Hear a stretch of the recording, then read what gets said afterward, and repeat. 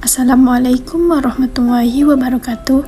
Hai, perkenalkan nama saya Sukmayanti dengan nomor induk mahasiswa 12103255550. Saya dari kelas AP5E Prodi Manajemen Pendidikan Islam. Nah, pada video kali ini saya ingin membuat tugas ujian akhir semester pada mata kuliah Manajemen Mutu Terpadu Pendidikan dengan dosen pengampu Ibu Hepriza Juwita MPD. Nah, pada video kali ini saya akan membahas mengenai alat dan teknik peningkatan mutu. Adapun yang ingin saya bahas, yang pertama, pengertian teknik dan alat. Yang kedua, alat-alat dalam meningkatkan mutu. Yang ketiga, teknik dalam peningkatan mutu. Pengertian teknik dan alat. Nah, teknik ialah sekumpulan gagasan yang didapatkan dari studi tertentu yang sengaja dibuat demi kemudahan manusia dalam menjalankan aktivitasnya. Nah, teknik ini biasanya dibuat secara rinci oleh orang-orang yang ahli di bidangnya. Adapun menurut KBBI, alat adalah sebuah istilah untuk menyebut benda-benda yang digunakan untuk mengerjakan sesuatu dalam kehidupan sehari-hari. Nah, jadi alat adalah sesuatu yang digunakan untuk membuat sesuatu berupa benda. Alat dan teknik mutu adalah media untuk dapat mengidentifikasikan dan memecahkan persoalan secara kreatif. Jadi, salah satu aspek terpenting dalam TQM adalah mengumpulkan sejumlah alat-alat yang bermanfaat untuk mengimplementasikan konsep yang telah ditentukan. Yang terpenting adalah bagaimana menemukan alat yang tepat untuk menyelesaikan sebuah pekerjaan dan pembuatan keputusan dalam sebuah institusi. Nah, jadi maksudnya itu para pendidik itu harus mempelajari bagaimana memilih dan menggunakan alat pendidikan agar dapat mencapai keberhasilan dalam melakukan perbaikan mutu siswa lulusan pendidikan di setiap lembaga pendidikan. Guru, tenaga kependidikan, dan pihak terkait seperti masyarakat dan pemerintah harus mampu menyiapkan berbagai alat dan teknik dalam dunia pendidikan dengan tepat sesuai dengan materi yang diajarkan atau sesuai dengan masalah yang dihadapi, mengarah pada terpenuhnya kebutuhan siswa dalam kegiatan belajar mengajar. Nah, jadi alat ini diperlukan dalam mendukung proses belajar mengajar. Nah, sedangkan teknik merupakan kemampuan atau keahlian dalam menggunakan atau mengoperasikan alat pembelajaran dalam mengenali dan menyelesaikan permasalahan secara kreatif, efektif, dan efisien. Jadi, memperoleh alat yang benar dan tepat merupakan langkah awal dalam upaya peningkatan mutu pendidikan. Adapun menurut Franklin Scargill menyatakan dengan menggunakan alat dan teknik, perbaikan mutu akan dapat diketahui problem ataupun masalah yang dihadapi dan akar penyebabnya sehingga dapat pula menolong penggunaannya untuk mengajukan solusi yang diinginkan. Yang kedua, alat-alat dalam meningkatkan mutu. Nah, untuk mencapai perbaikan mutu, tim-tim dalam institusi pendidikan itu harus dan perlu mengarahkan filosofi TQM kepada dataran yang lebih praktis. Nah, alat dan teknik mutu adalah media untuk dapat mengidentifikasi dan memecahkan persoalan secara kreatif. Nah, adapun salah satu aspek terpenting TQM adalah mengumpulkan sejumlah alat-alat yang bermanfaat, mengimplementasikan konsep yang sudah ditentukan. Meskipun kekuatan alat tersebut hanya dapat dibuktikan dengan penggunaannya secara teratur.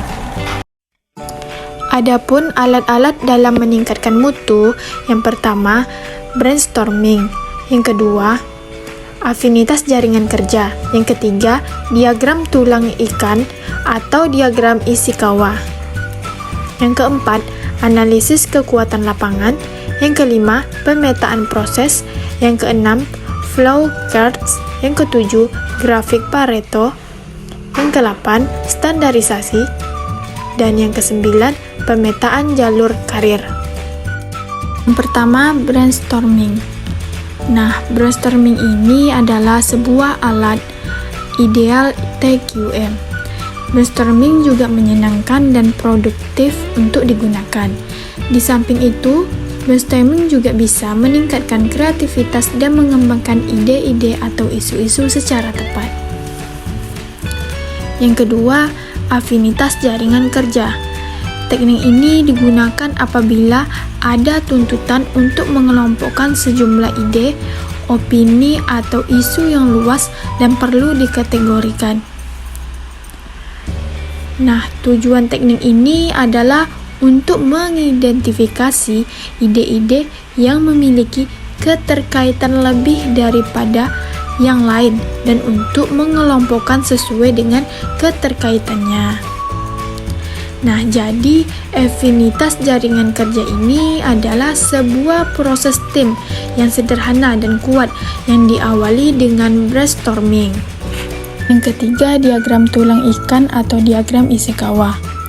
Nah, teknik ini disebut dengan diagram tulang ikan atau diagram Ishikawa karena Ishikawa diambil dari nama Kaoru Ishikawa, yaitu orang yang pertama kali menggunakannya. Nah, jadi teknik tersebut menganjurkan tim untuk mematakan seluruh faktor yang menyebabkan terjadinya masalah pada hasil yang diinginkan. Pemataan tersebut dapat dilaksanakan secara baik melalui sesi brainstorming. Yang keempat, analisis kekuatan lapangan. Nah, jadi analisis kekuatan lapangan ini alat yang berguna untuk mempelajari situasi yang memerlukan perubahan. Ini didasarkan pada ide bahwa ada dua kekuatan yang saling berhadapan dalam sebuah usaha perubahan. Nah, adapun kekuatan pertama mendukung pada perubahan, sedangkan yang lainnya menolak perubahan. Analisis tersebut memberikan sebuah tawaran yang bias dilakukan, yaitu memperkuat kekuatan pendukung dan menetralkan kekuatan yang menolak. Yang kelima, pemetaan proses.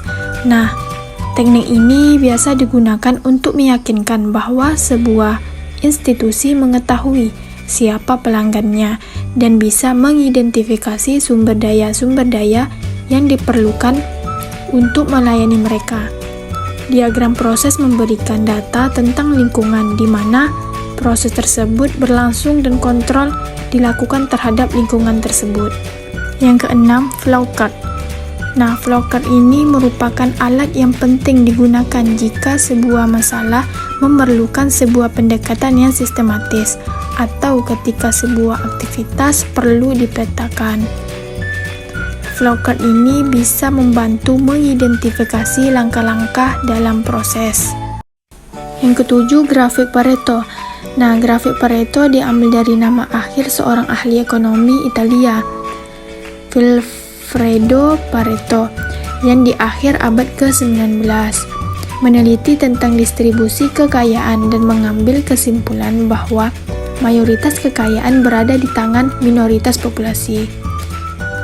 Nah, grafik Pareto merupakan bentuk peta vertikal yang sederhana yang membantu memecahkan masalah mutu. Grafik Pareto mengarahkan perhatian pada problem-problem yang dihadapi tim atau institusi. Yang kedelapan, standarisasi. Nah, standarisasi ini adalah usaha menetapkan standar yang digunakan untuk mengukur prestasi.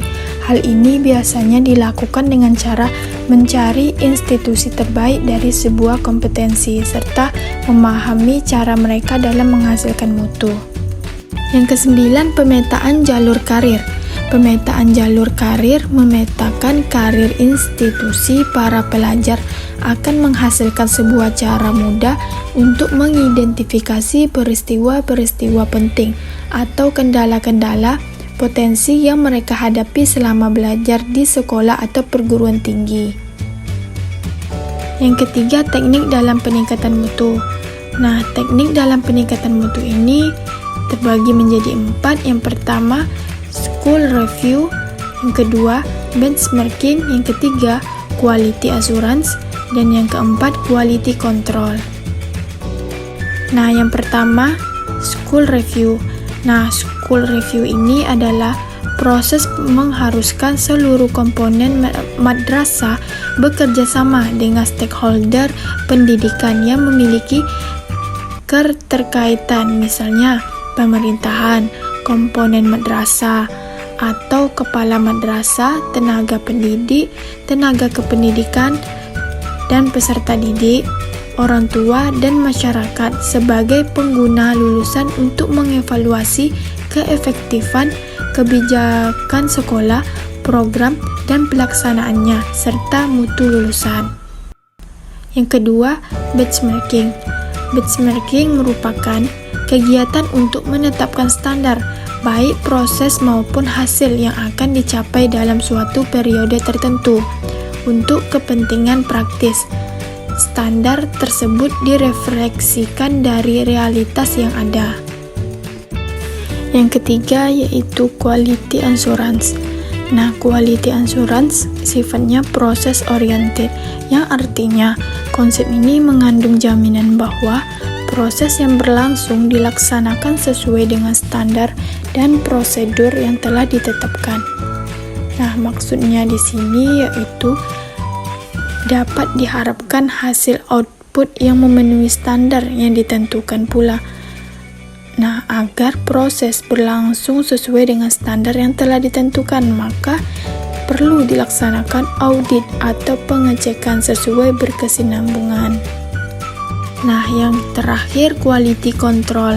Nah, quality control ini merupakan suatu sistem untuk mendeteksi terjadinya penyimpangan kualitas output yang tidak sesuai dengan standar. Nah, konsep ini berorientasi pada output untuk memastikan apakah output sesuai dengan standar. Oleh karena itu, konsep ini menuntut adanya indikator yang pasti dan jelas.